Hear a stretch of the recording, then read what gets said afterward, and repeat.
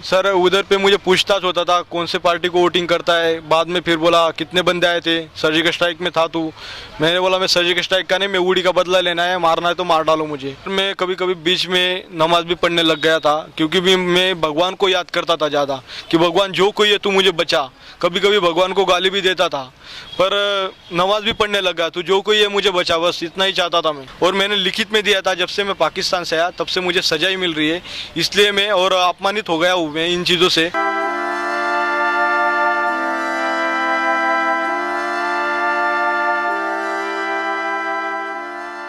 नमस्कार, मैं ओम देव। आज हम हैं दिल्ली जंतर मंतर पर। यहाँ पर एक आर्मी के जवान हैं जो अपनी मांगों को लेकर धरना प्रदर्शन कर रहे हैं। हम पूछते हैं पूरा क्या है इनका मामला। सर, आपका नाम क्या है? मेरा चंदू चौहान नाम है। सर, आप कहाँ से आए हैं? मैं महाराष्ट्र से आया हूँ सर। सर, आप दिल्ली में आज धरना प्रदर्शन कर रहे हैं, आमरण अनशन कर रहे हैं, पूरा मामला क्या है? सर मैं 29 सितंबर को पाकिस्तान में कैप्चर हुआ था, वही सोल्जर हूँ जो सर्जिकल स्ट्राइक के दिन पाकिस्तान में पकड़ा गया था। उसके बाद मुझे भारत सरकार ने बड़े प्रयासों के बाद यहाँ पे इंडिया में लाया। उसके बाद मैं उनका धन्यवाद भी करता हूँ। हमारे डिस्ट्रिक्ट के सुभाष भामरे जो रक्षा राज्य मंत्री थे उस टाइम पे, तो उन्होंने बहुत प्रयास किए और मुझे छुड़ाया। चंदू जी, पहले मुझे आप ये बताइए, आप आर्मी में कब भर्ती हुए थे? मैं 2013 में भर्ती हुआ था, ज्वाइनिंग है मेरी 13 की। और उसके बाद मेरा भाई भी आर्मी में है। मेरे माँ बाप बचपन से गुजर गए और मेरा भाई है वो भी आर्मी में, हम दोनों भाई है, एक बहन है। महाराष्ट्र में कहाँ के रहने वाले हैं आप? महाराष्ट्र में मेरा वैसे मूडगांव जलगांव जिले में सामने रहे, पर मेरे माँ बाप गुजरने के बाद मेरे माँ के पिताजी उनके पास हम धुले में शहर में बोरवीर गांव में रहने लगे तभी से। अच्छा, आपने आर्मी में अब तक हमारे देश की कितनी सेवा कर ली है करीब? सर मेरे 7 साल हो गए अभी। अच्छा, तो आपके साथ में क्या घटना घटी जिससे कि आपको पाकिस्तान में जेल काटनी पड़ी थी? क्या पूरा मामला हुआ था वो? सर कई चीज़ें ऐसी थी जो मैं बता नहीं पाया, क्योंकि मैं भी दबाव में था कुछ नहीं, चीज़ें। आप पाकिस्तान कैसे पहुंचे थे आप? मैं बॉर्डर क्रॉस करके जब पाकिस्तान में गया तब मैं पीओ को में कैप्चर हुआ था वहाँ पे पाकिस्तान में। ये सर्जिकल स्ट्राइक जो हुई थी हम 2016 में, उसी दिन की घटना है। जब सर्जिकल स्ट्राइक हुई थी 2016 में, तो आपके साथ में क्या और भी जवान थे भारत के? भारत के और जवान थे, पर उस टाइम सर्जिकल स्ट्राइक के बारे में मैं कुछ नहीं बोल सकता, सर्जिकल स्ट्राइक के बारे में।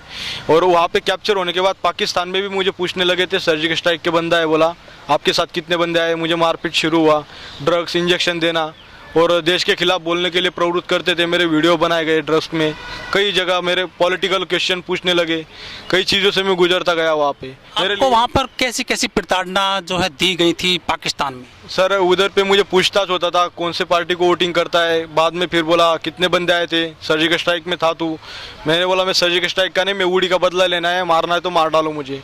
फिर मेरे घर के बारे में इन्फॉर्म करने लगे, तो उनको ऑलरेडी पहले से पता था कि इसके घर में कौन रहता है, क्या रहता था, उनको सब पता चलता था। ऐसे लगता था जैसे उनके लोग यहाँ पे रहते हैं इंडिया में। मतलब कई चीज़ों से सामना करता था। दीवार अंधेरी कोठरी में रखते थे, 1 घंटा 1 मिनट मेरे लिए 1 साल के बराबर था। ऐसे लगता था मैं मरूंगा कब, मेरे इंडिया में कभी जा पाऊंगा नहीं जा पाऊंगा। कई समस्या से गुजरता गया मैं। ऐसे लगता था मैं इंडिया में कभी भिखारी रहता या कभी मैं ट्रेन से भीख भी मांगता तो भी अपनी ज़िंदगी में खुशी से जी सकता था। मतलब आपके साथ में इतना वहाँ अत्याचार किया गया था?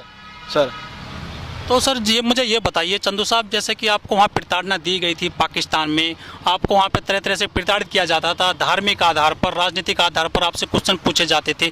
इसके अलावा आपको जो फिजिकली भी कुछ वहाँ पर परेशान किया गया होगा? फिजिकली मेरे यहाँ पे चोट है सर, पीछे आई हुई, इधर भी चोट आई थी। उसके बाद मेरे नाखून निकाले थे स्टार्ट में, फिर उल्टा लटका देना कई बार, ऐसे मतलब बेहोशी की हालत में रहता था। ड्रग्स दे दे के मारपीट, मैं भूख लगती थी पता भी नहीं चलता था क्या हो रहा है क्या नहीं। मैं कभी कभी उनको बोलता था कि मुझे मार डालो, मैं जिंदा नहीं रहना चाहता। इतना आपको प्रताड़ित किया जाता था?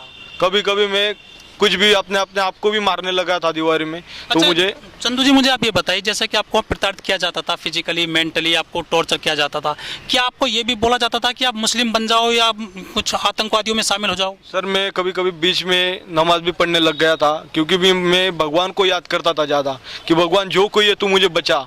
कभी कभी भगवान को गाली भी देता था, पर नमाज भी पढ़ने लग गया, तू जो कोई है मुझे बचा, बस इतना ही चाहता था मैं। मेरे देश में पहुंचूंगा कभी, तो मुझे कभी बाद में लगा नहीं कि मैं कभी आऊँगा। पर जब मैं वाघा बॉर्डर से आया तब भी मुझे पता नहीं चला। मुझे ड्रग्स के इंजेक्शन दिए थे, उस टाइम में नशे में आया था वाघा बॉर्डर के। पर जब मैं हॉस्पिटल में अमृतसर में एडमिट हुआ हमारे कैंप में, उसके बाद वहाँ पे हमारे डिफेंस मिनिस्टर आए, तब उन्होंने कुछ बात कही, बोला भूषण चौहान को जानता है क्या? अच्छा चंदू जी, ये जब आप पाकिस्तान में कितने दिन आपने सजा झेली, वहाँ पर जेल में कितने दिन रहे वहाँ? सर मैं 3 महीना 21 दिन पाकिस्तान की हिरासत में रहा। उस दिन मेरी नानी भी गुजरी उस समय से। मेरी नानी को पता चलते ही मेरे भाई के पास जामनगर में थी, मेरा भाई भी 9 मराठा में था। उसके बाद मेरी नानी को पता चला, डायबिटीज़ भी थी और नानी ने सुन के नानी का भी देहांत हुआ। उसके बाद देहांत होने के बाद उस टाइम पे मेरी सिस्टर को 2 महीने घर वालों ने बताया नहीं कि तेरा भाई को ऐसे हुआ है, तेरी नानी को ऐसे हुआ है। बहन को भी पता नहीं चला, बहन को भी उसी दिन लड़का हुआ था। हमारे जो रक्षा मंत्री राजनाथ सिंह, उनसे भी बात किया था मेरे घर वालों ने उस दिन। ये कई बार के यहाँ आने के बाद मुझे घर वालों ने कुछ चीज़ें बताई जो मैं आपको बता रहा हूँ। तो जय कुमार रावल है, उन्होंने उनके जो राजनाथ सिंह है उनसे बात करवाया था मेरे घर वालों से, और राजनाथ सिंह ने अच्छा आश्वासन दिया था कि उसको हम छोड़ेंगे, रिहा करवाएंगे। अच्छा चंदू जी, जब आप वहाँ पाकिस्तान में आपने जेल काटी, वहाँ पे अत्याचार सहा आपने, तो कितने दिन बाद आप भारत में लौट कर आए? क्या भारत सरकार ने पूरा प्रयास किया था आपको छुड़ाने के लिए वहाँ से? सर भारत सरकार ने प्रयास किया है तभी मैं इधर आया हूँ, पर उसके बाद मेरे साथ जो कार्रवाई हुई वो बहुत गलत तरीके से हुई। कि जैसे शक की नज़र से देखना, अलग अलग बात करना मेरे बारे में, इन चीज़ों से मैं 3 साल से गुजरता गया। अच्छा चंदू जी, जब आप पाकिस्तान से यहाँ आए थे अपने देश में, तो यहाँ कितने दिन बाद आपने जो है अपनी नौकरी ज्वाइन की थी? सर मैं ज्वाइंट ही था, अभी तक ज्वाइंट ही था। मैं 3 तारीख को लिखित में आया था, हमारे अधिकारी को लिखा था मैंने। सब्जेक्ट में डाला था केंद्रीय गृह सचिव सेना संबंधित, उसमें डाला था जो चैनल वाइज होता है उसी तरह से DMR रेजिमेंट, मेरा आर्मी नंबर बताया, और उसमें बताया मैंने कि जब से मैं पाकिस्तान से आया हूँ तब से सज़ा खाता आ रहा हूँ। उसके बाद मेरे साथ देखना कि गलत नज़र हो गई है, मुझे अपमानित किया जाता है बार बार, इसलिए मैं खुद। जब आप पाकिस्तान से आ गए थे, आपने यहाँ नौकरी ज्वाइन कर ली थी फिर से, तो आपको यहाँ पर क्या क्या दिक्कतें आई फिर से नौकरी ज्वाइन करने के दौरान? सर मैं दिक्कत में एक ही बता सकता हूँ, मैंने बताया था कि मैं वहाँ से आने के बाद मेरे साथ जो बढ़ता हुआ अधिकारियों का वो इस तरह था। मेरा आई कार्ड देना नहीं, पहली बात तो जो सोल्जर है उसको आई कार्ड देना ही चाहिए, बिना आई कार्ड का वो कहीं जा ही नहीं सकता यूनिट में। आई कार्ड आज तक मुझे प्रदान नहीं किया गया, इसके लिए मैंने RTI भी डाले।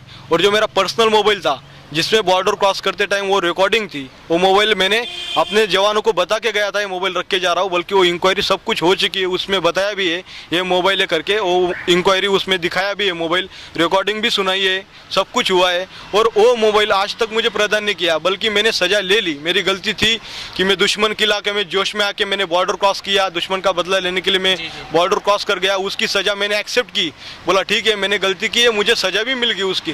पर उसके बाद मेरे साथ व्यवहार इस तरह नहीं होना चाहिए था, जो आई कार्ड देना नहीं, मेरा मोबाइल फ़ोन आज तक नहीं दिया, बल्कि मोबाइल फ़ोन का आप रिकॉर्ड निकाल लो, सब कुछ निकाला है, तो मोबाइल मुझे देना चाहिए था, मेरा पर्सनल प्रॉपर्टी है वो। जो कोई अपराधी होता है उसने सज़ा मान ली, उसको गुनाह हो गया, सब कुछ हो गया उसका, तो उसका पर्सनल सब कुछ दिया जाता है वापस, जो कि मुझे नहीं दिया है। बोला कोर्ट ऑफ इंक्वायरी में रखा है, फिर बाद में बोला 37 से संपर्क करे। अच्छा जब आप भारत में आ गए थे, आपने नौकरी ज्वाइन करी, फिर आपका कोर्ट ऑफ इंक्वायरी हुआ, आपने यहाँ पे भी फिर सजा काटी है कुछ भारत में भी आकर? मुझे 90 दिन की सज़ा मिली थी, जो मैं बिना सीनियर को बताए हुए कैंप छोड़ के गया था, क्योंकि उसमें मैंने साफ तौर पे मैंने जब मेरा कोर्ट में मेरे ऊपर चार्ज लगाया गया कि बिना बताए सीनियर को बताए हुए आपने पोस्ट छोड़ा था, उसमें मैंने साफ तौर पे उनको लिखित में दिया था, बोला ठीक है मैंने छोड़ा था। और उसमें मैंने स्टेटमेंट भी यही दिया था कोर्ट को कि 29 सितंबर को 2016 को बहुत भारी गलती हुई, जो कि LC क्रॉस करके चला गया।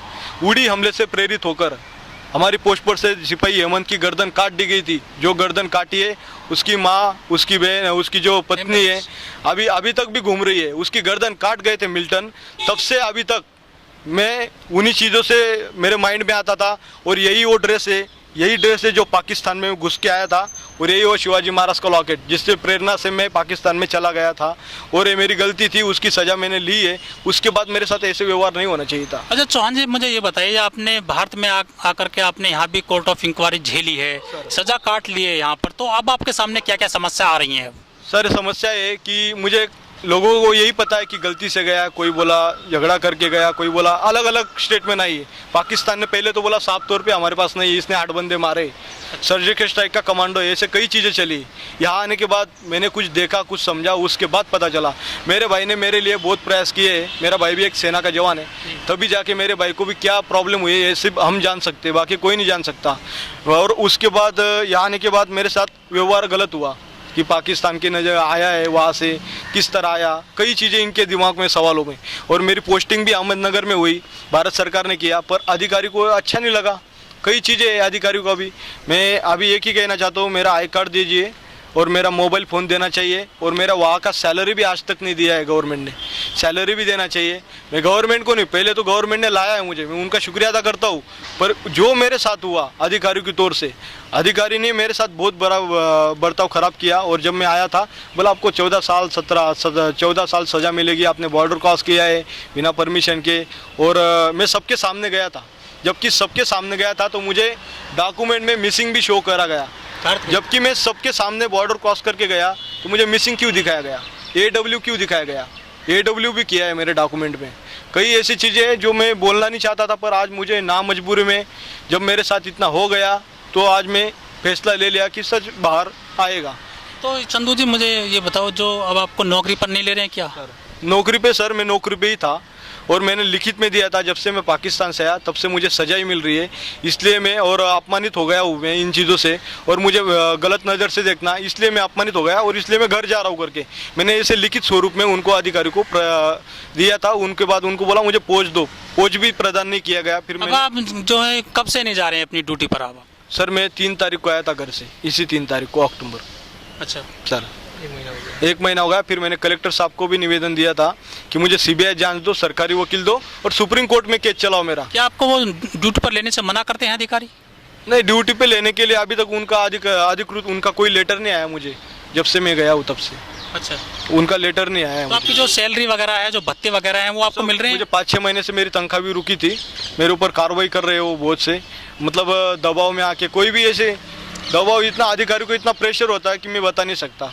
बाकी सेना के जवान भी जानते हैं। अच्छा, आप महाराष्ट्र से हैं, तो आप अभी तक आपने अपनी मांगें जो कहाँ आपने रखी हैं, किन किन अधिकारियों के सामने अभी तक आप अपनी मांगें रख चुके हैं? सर मैं हमारे चैनल के थ्रू जो गृह सचिवालय को सेना संबंधित में सब्जेक्ट डाला था, तो वो लेटर गृह सचिव तक जाना चाहिए था, जो कि अधिकारी को मैंने बाय हैंड दिया था।